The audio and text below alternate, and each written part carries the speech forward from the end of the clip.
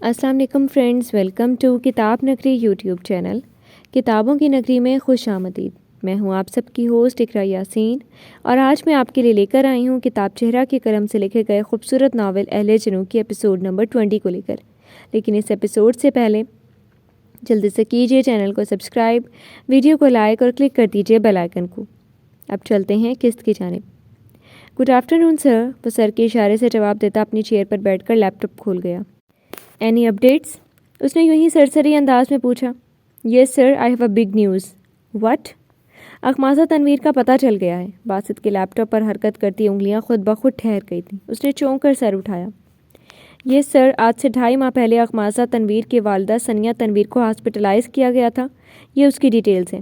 پی اے نے فائل اس کی آگے کھول کر رکھی تھی، جسے باسط نے کچھ الجھن بھرے انداز میں دیکھا اور پڑھنا شروع کیا۔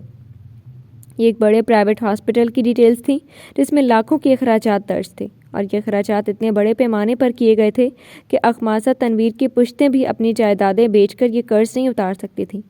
اور اس بات نے باسط کے دماغ کو کھٹکایا تھا جب ہی کمرے میں ایک بار پھر اس کے پی اے کی آواز گونجی تھی۔ اور سر، یہ بات بھی آپ کے علم میں لانا چاہتا ہوں کہ ان کا مکمل طور پر فائنینشلی اور ایموشنلی دونوں طریقوں سے سبتین فیملی نے سپورٹ کیا ہے۔ اس کی اطلاع پر باسط نے ٹھٹک کر اسے دیکھا۔ اس کا دماغ گھومنے لگا تھا۔ آخر ایسا کیسے ہو سکتا تھا؟ جو فیملی اس کی دشمن بنی تھی، اور وہ اذلان سبتین، اس نے کیسے ہونے دیا یہ سب؟ تیزی سے ورق پلٹتے اس نے ہاسپٹل کے بلز دیکھے، جن کی تفصیلات میں اذلان سبتین کے ذاتی اکاؤنٹس کی تفصیلات درج تھیں۔ How is it possible? اپنا سر تھامتا بڑبڑا کر رہ گیا۔ کیا اخماسہ نے اسے اس قابل بھی نہ سمجھا تھا کہ برے وقت میں اس کے کام آ سکتا؟ جو بھی ہو، اسے اس معاملے کی تہہ تک پہنچنا تھا۔ بابر، پولیس اسٹیشن جاؤ اور سارا سبتین کے کیس کی ایک ڈیٹیل لے کر میرے پاس آؤ۔ اسے آرڈر دیتا وہ خود بھی اٹھ کھڑا ہوا۔ اسے فوراً کسی سے ملنا تھا جو یہ تمام گتھیاں سلجھا سکتا تھا۔ کیس اٹھاتا آفس سے باہر نکل گیا۔ تقریباً 10 منٹ کی ڈرائیو کے بعد وہ ایک پوش 15 منزلہ بلڈنگ کے آگے کھڑا تھا۔ مجھے اذلان سبتین سے ملنا ہے، ان سے بولے باسط فیضان کو ارجنٹ ان سے ملنا چاہتا ہے۔ اذلان کے سیکریٹری سے مخاطب ہوتا سنجیدہ لہجے میں بولا۔ اپنے آفس میں داخل ہوتے کوٹ کاؤچ پر ڈالا اور خود بھی وہیں براجمان ہو گیا۔ وہ بھی 2 گھنٹے کی ایک طویل میٹنگ کے بعد لوٹا تھا، اور اس وقت سر درد شدید محسوس ہو رہا تھا۔ ٹیبل سے سگریٹ کا پیکٹ اٹھاتا سگریٹ سلگا گیا۔ آہستہ آہستہ دھوئیں کے مرغولے کمرے میں پھیل رہے تھے۔ یہ کیا کر رہے ہیں؟ میں جانتی ہوں آپ نے مجھے سارا کے کمرے سے اسی لیے نکلوایا ہے۔ جانتی ہو، اس دنیا میں تمہارا سب سے قریبی رشتہ کس سے ہے؟ کل رات کا منظر کسی فلم کی طرح اس کی آنکھوں سے گزر رہا تھا۔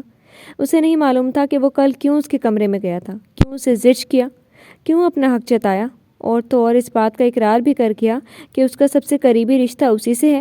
سگریٹ کا گہرا کش لیتے دانت پیسے۔ اذلان، تیرا دماغ خراب ہے؟ وہ تجھ سے ایسے بھاگتی ہے جیسے کوئی بھوت دیکھ لیا ہو، اور تو اسے اپنے اور اس کے درمیان رشتے کا احساس دلا رہا ہے۔ اور میں یہ کیسے بھول سکتا ہوں کہ وہ اپنے انتقام کے چکر میں مجھے علیشہ سے باندھنے لگی تھی۔ سر جھٹکتا سگریٹ ایش ٹرے میں مسل گیا، اور آج جو صبح ناشتے کے ٹیبل پر اس کا رد عمل آیا تھا، اس کے بعد تو اذلان کا دماغ بالکل ہی گھوم گیا تھا۔ یعنی وہ اس سے اتنا بھاگ رہی تھی؟ آخر سمجھتی کیا تھی وہ خود کو؟ اسے خیالوں کی بھنور سے دروازے پر ہوتی دستک نے چونکایا۔ کم ان۔ اس کی روبدار آواز پر سیکرٹری آہستہ سے دروازہ وہاں کرتی روم میں داخل ہوئی تھی۔ سر، مسٹر باسط فیضان آئے ہیں آپ سے ملنے۔ سر، آپ کو ویٹنگ ایریا میں بیٹھنے کو کہا تھا میں نے۔ سیکرٹری کی بات پر ابھی وہ مکمل طور پر حیران بھی نہ ہو سکا تھا جب باسط خود ہی اس کے پیچھے روم میں داخل ہو گیا۔ اٹس اوکے، آپ جائیں۔ اپنے ناگوار تاثرات پر قابو پاتے اذلان نے سیکرٹری کو جانے کا اشارہ کیا تھا۔ میں زیادہ وقت نہیں لوں گا آپ کا، بس کچھ پوچھنے آیا ہوں۔ اس کی سنجیدہ تاثرات کو دیکھتے اذلان لمحوں میں معاملے کی تہہ تک پہنچا تھا۔ اپنی جگہ سے اٹھ کر پینٹ کی جیبوں میں ہاتھ پھنسائے ٹیبل کی جانب بڑھ گیا۔ آؤ یار، بڑے دن بعد نظر آئے ہو۔ اپنی چیئر پر بیٹھتے دوستانہ انداز میں مخاطب ہوا۔ باسط قدم اٹھاتا ٹیبل کے پاس آ رکا۔ اخماسہ کہاں ہے؟ باسط کے سوال پر اذلان کا انٹرکام پر جاتا ہاتھ بیچ میں ہی ٹھہر گیا۔ جبڑے اتنی سختی سے آپس میں بھینچے تھے کہ کنپٹی کی نسیں واضح ابھرتی ہوئی نظر آئی تھیں۔ میرے پاس رکھوا کر گئے تھے اسے؟ سرخ پڑتی آنکھیں لیے اسے دیکھا۔ لہجہ حتی الامکان نارمل رکھنا چاہا تھا، مگر اس کے اندر ایک لاوا سا پکنا شروع ہو چکا تھا۔ آج سے 2.5 ماہ پہلے ثنیہ آنٹی کے ہاسپٹل کے بلز آپ نے ادا کیے تھے۔ ان کی دیکھ بھال کی ذمہ داری آپ نے اپنے کندھوں پر لی ہوئی تھی۔ اب آپ بتائیں کہاں ہیں وہ دونوں؟ جب اتنی معلومات نکلوا لی تھی تو دیکھ بھال کے لیے بھی آ جاتے، مجھے اپنے کندھے پیش نہ کرنے پڑتے۔ اس کے طنز پر باسط نے بے بسی سے اپنی مٹھیاں جکڑی تھیں۔ مجھے نہیں معلوم تھا کہ ان کی کنڈیشن ایسی ہے۔ اس وقت میں بھی کرائسس میں تھا۔ اس بار اس کا لہجہ مدھم اور کچھ شرمندہ سا تھا۔ اذلان کے لبوں پر ایک تمسخرانہ مسکراہٹ ابھری۔ میں ان کے گھر بھی گیا مگر وہ بھی بند پڑا ہے، اسی لیے جاننے آیا ہوں آپ سے۔ پلیز مجھے بتائیں وہ کہاں ہیں۔ اس کی بے قراریاں اذلان سبطین کے دل و دماغ پر بجلیوں کی طرح گر رہی تھی، مگر اس کا اثر اپنے چہرے پر ظاہر ہونے نہیں دیا تھا۔ تمہیں کرنا کیا ہے اس سے مل کر؟ کیا مطلب کیا کرنا ہے؟ منگیتر ہے وہ میری، پھر تو تمہیں ہر صورت اس کے ساتھ ہونا چاہیے تھا۔ کہاں چلی گئی تھی تمہاری یہ سو کولڈ بے قراری کہ اس کی ماں کے آخری وقت میں اسے دلاسا دینے والا منگیتر موجود نہ تھا؟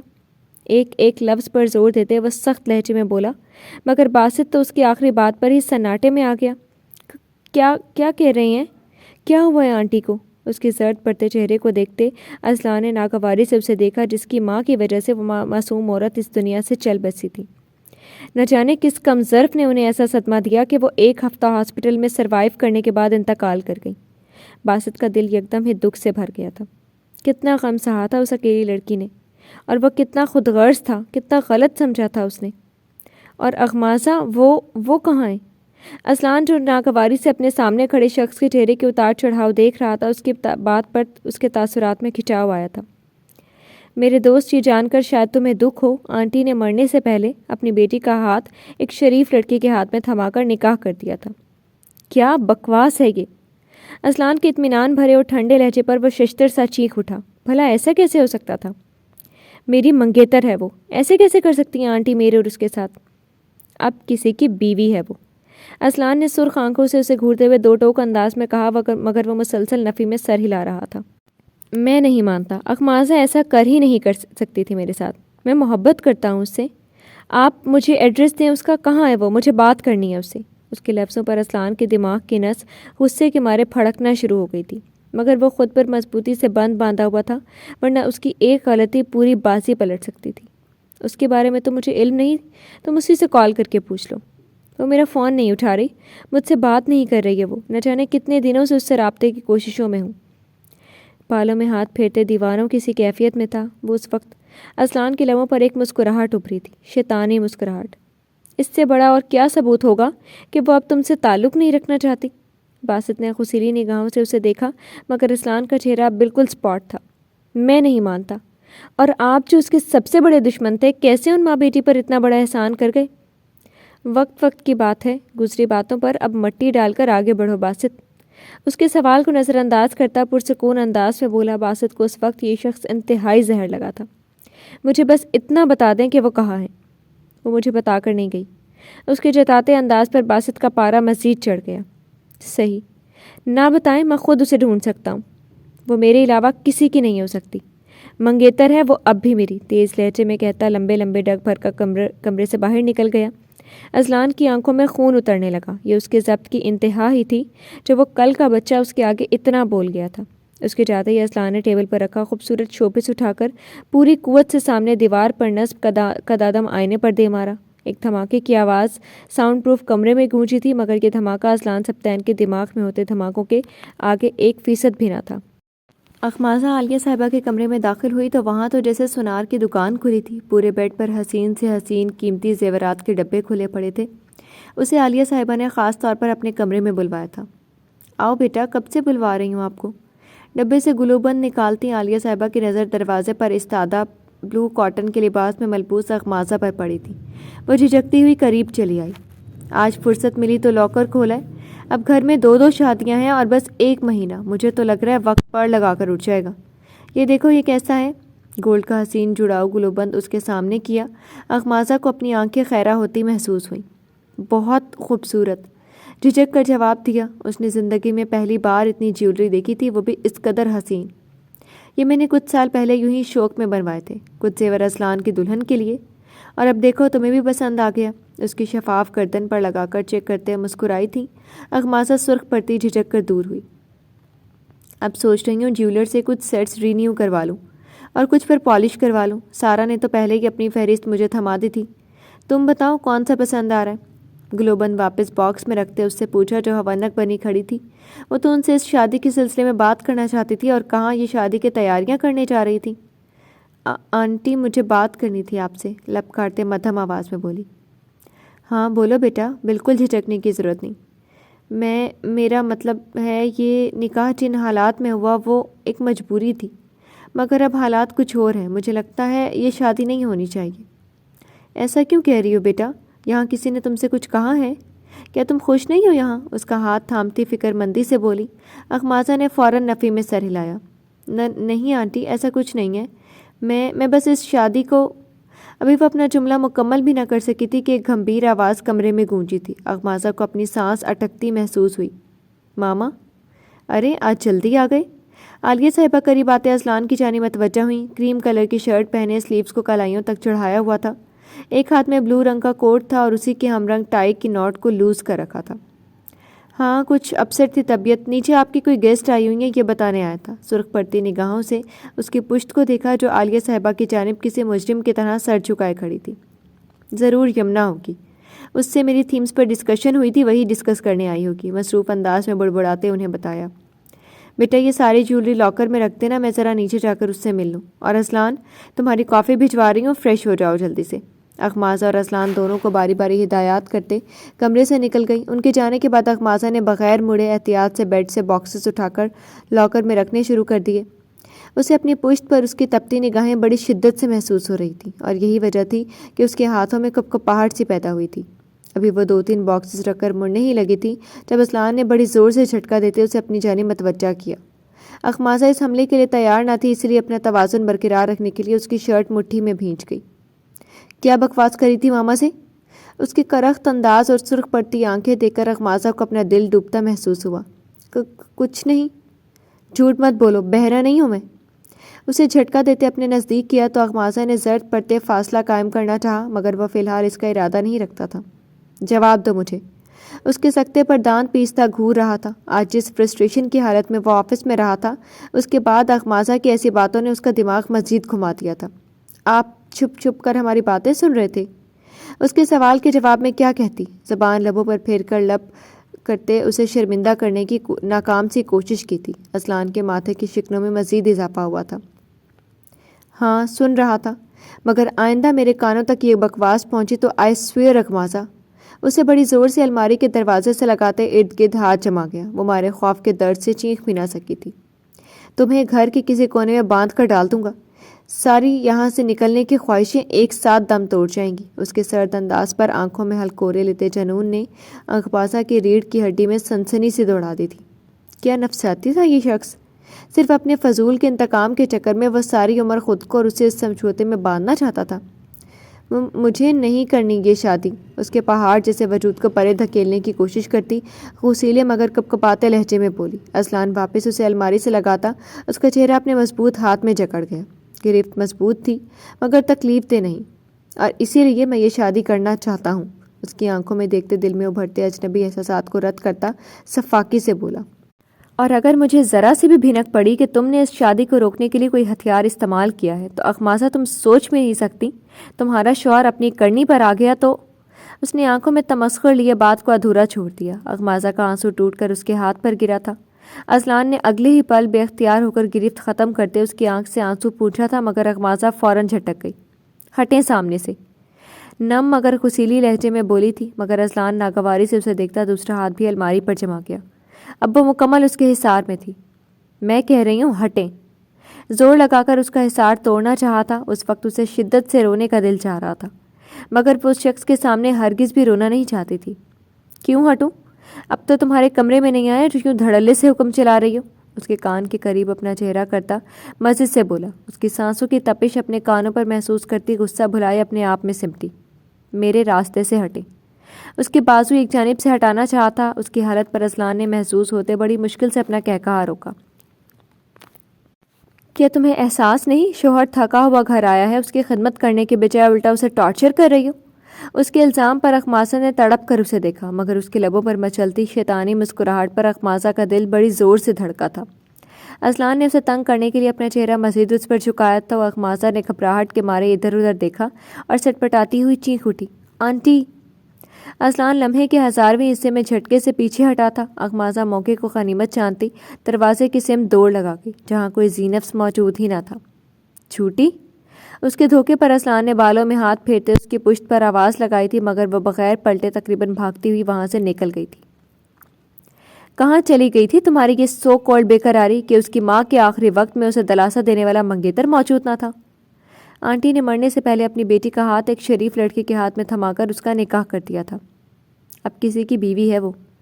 کار کے ٹائرز چرچراتے ہوئے سنسان سڑک پر رکے تھے۔ وہ اسٹیئرنگ وہیل سے سر ٹکائے گہرے گہرے سانس لے رہا تھا۔ اس کی سانس اتنی تیزی سے چل رہی تھی جیسے میلوں بھاگ کر آیا ہو۔ اسے اپنے ہر عضو میں ایک انجانی سی تھکن اترتی محسوس ہو رہی تھی۔ ایسا کیسے کر سکتی ہو تم؟ بے خیالی میں بڑبڑاتا اپنا سر تھام گیا۔ ایسا کیسے کر سکتی تھی وہ اس کے ساتھ؟ کیا اس کی نظر میں اس کی منگنی کی کوئی اہمیت نہیں تھی؟ کیا اسے یہ بھی پرواہ نہیں تھی کہ کوئی محبت کرتا تھا اس سے، اس کے نام پر جی رہا تھا؟ آنکھ سے ایک ننھا سا قطرہ ٹپک کر اسٹیئرنگ وہیل پر گرا تھا۔ وہ جو پاگلوں کی طرح اتنے دن سے اسے ڈھونڈ رہا تھا وہ کھوئی نہیں بلکہ خود کہیں گم ہوئی تھی۔ کیوں کیوں کیوں کیوں تم نے ایسا کیا میرے ساتھ؟ پوری قوت سے اسٹیئرنگ وہیل پر مکے برساتا پاگل ہونے کو تھا۔ دل اس بے وفا کے دھوکے پر پھٹنے کو تھا۔ اسے اب تک یقین نہیں آ رہا تھا اخماسہ اس کے ساتھ ایسا کیسے کر سکتی تھی۔ وہ لڑکی جس کی معصومیت نے اسے اپنی جانب متوجہ کیا تھا، جس کی جھکی پلکوں کا وہ دیوانہ تھا، جس کی حیا پر وہ مرتا تھا، جسے دل کے سب سے اونچے مقام پر باسط فیضان نے بٹھایا تھا، وہ اسے یوں بیچ راہ میں تنہا چھوڑ کر گم ہو چکی تھی۔ سیٹ کی پشت سے سر ٹکاتا خالی خالی نگاہوں سے ونڈ سکرین کے پار لمبی سنسان سڑک کو گھور رہا تھا۔ جب ڈیش بورڈ پر رکھا موبائل بج اٹھا۔ اس کا ابھی کسی سے بات کرنے کا ارادہ نہیں تھا، اس لیے پاور آف کرنے کے لیے موبائل اٹھایا، مگر دوسری جانب سے آتے کال کو کچھ سوچ کر پک کر گیا تھا۔ گڈ ایوننگ سر، آپ نے جو کام کہا تھا اس کی معلومات حاصل کر لی ہیں۔ سارا سپتین کیس 2 ماہ پہلے بند ہو چکا ہے۔ پی اے کے اسپیکر پر ابھرتی آواز وہ بے توجہ سے سن رہا تھا، مگر اگلی بات جو اس نے کہی تھی وہ باسط کو دنگ کر گئی۔ اور کلپریٹ کے طور پر جو نام سامنے آیا ہے وہ کوئی علیشہ محمود نامی لڑکی ہے جس نے اپنے ڈرائیور کے ساتھ مل کر سارا سپتین کو ہراساں کیا، جو کہ ان کی دوست تھی۔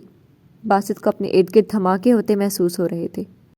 اسے یقین نہیں آ رہا تھا کہ اس کی دوست علیشہ، وہ اتنا کیسے گر سکتی تھی؟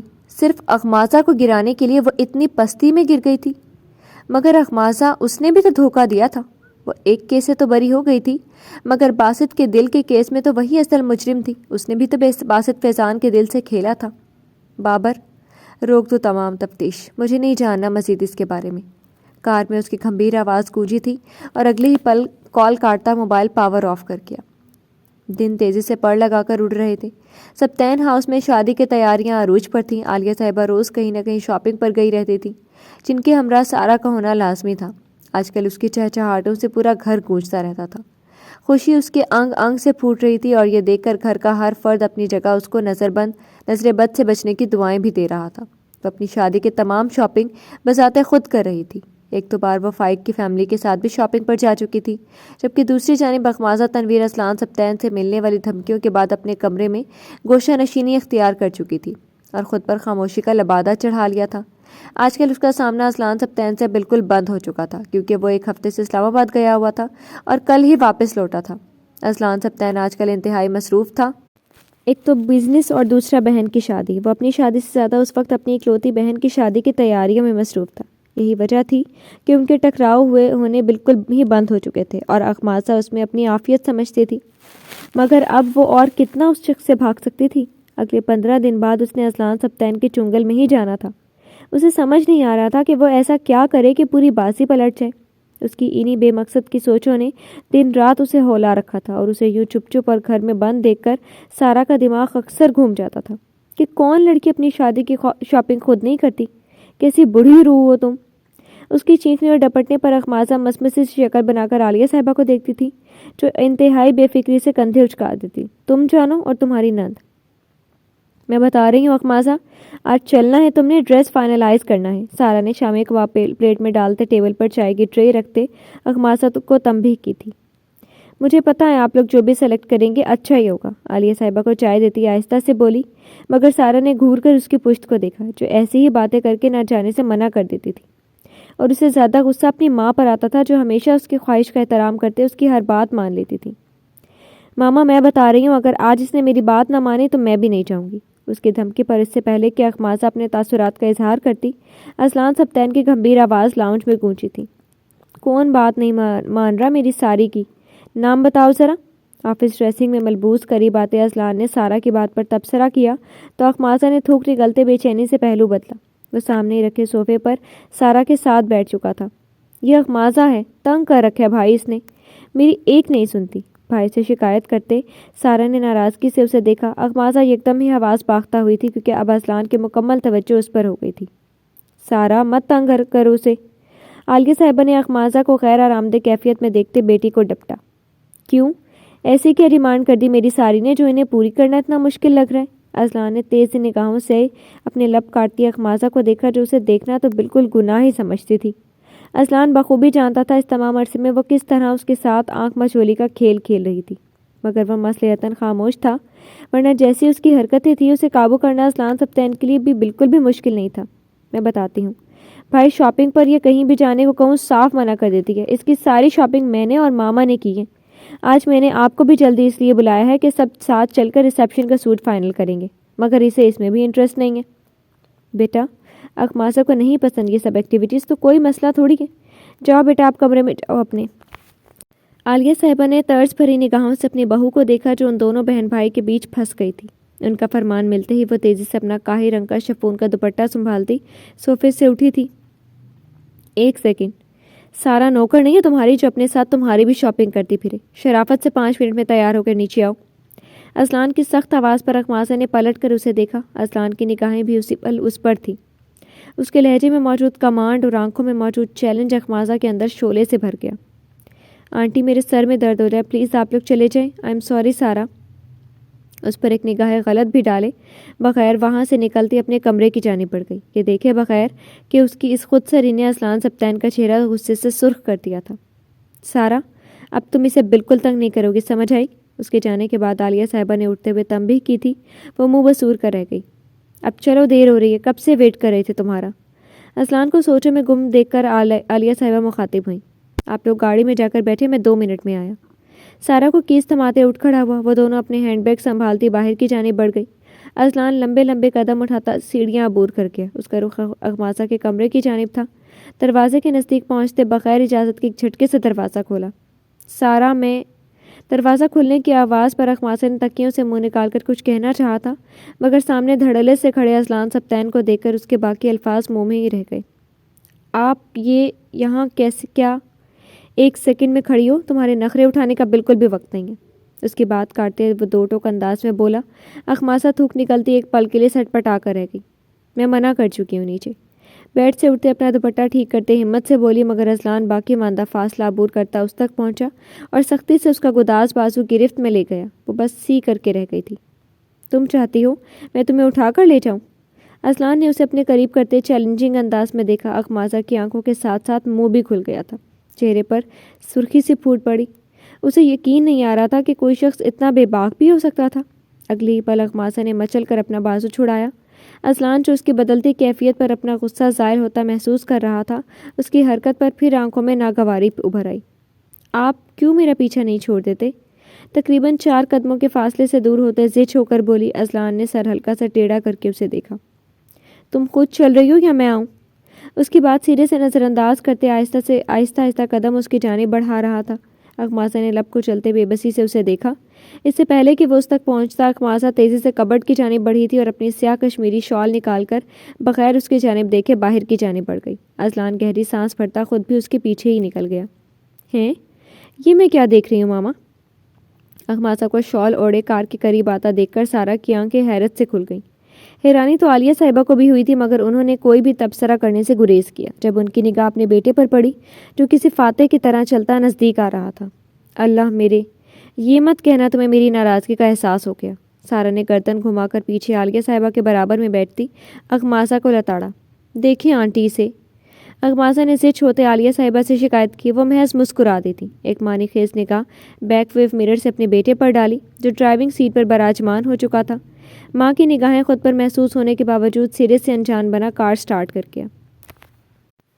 वैसे एक बात है अलीशा, लकी हो तुम जो अंकल इतना पैसा खर्च करके तुम्हें बाहर पढ़ने भेज रहे हैं। किरण ने ऑरेंज जूस की सिप लेते खामोशी से अपनी कॉफ़ी को घूरती अलीशा को देखते रश्क भरे अंदाज में कहा। वो उसकी यूनी फेलो थी और आज ज़बरदस्ती अपने साथ शॉपिंग पर घसीट लाई थी। 15 दिन बाद उसकी यूके की फ़्लाइट थी, मगर इस बात की ज़रा भर भी खुशी या एक्साइटमेंट उसके चेहरे पर नज़र न आई थी।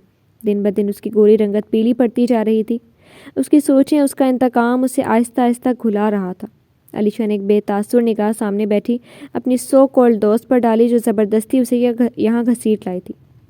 चलो कॉफ़ी टाइम हो चुका है, अब मेरा शॉपिंग का कोई मूड नहीं। उसकी बात को नज़रअंदाज करती उठ खड़ी हुई। नाचार किरण को भी उसका साथ उठना पड़ा था।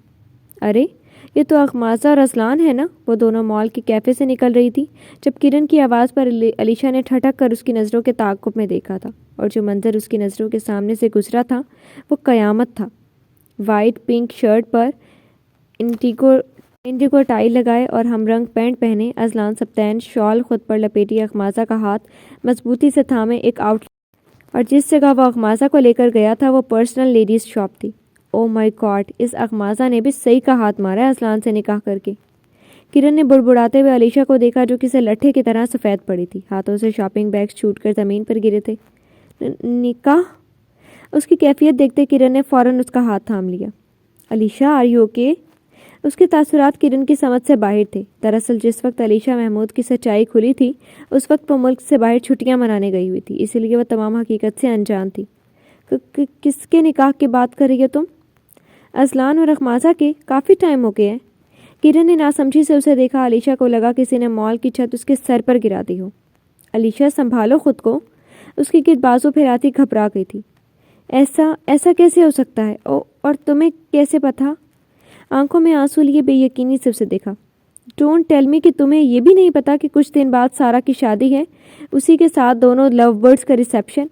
किरण ने शॉकिंग अंदाज में कहते उसके सर पर एक और बम फोड़ा था। एक्चुअली मेरी छोटी बहन मुनीबा सारा की नंद सबा की फ्रेंड है। हम तो हर फंक्शन में इन्वाइटेड हैं, और तुम तो सारा की बेस्ट फ्रेंड थी। तुम्हें कैसे नहीं पता?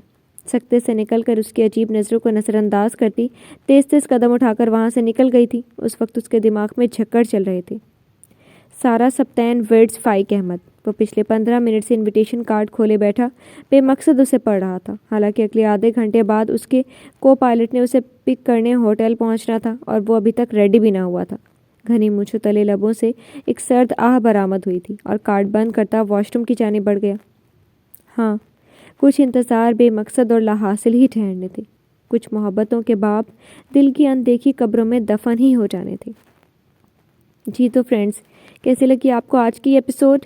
उम्मीद है आपको पसंद आई होगी। कमेंट सेक्शन में अपनी राय का इज़हार ज़रूर कीजिएगा। फिर हाजिर होंगे नावल की नई किस्त के साथ। तब तक के लिए शुक्रिया। अल्लाह हाफिज़।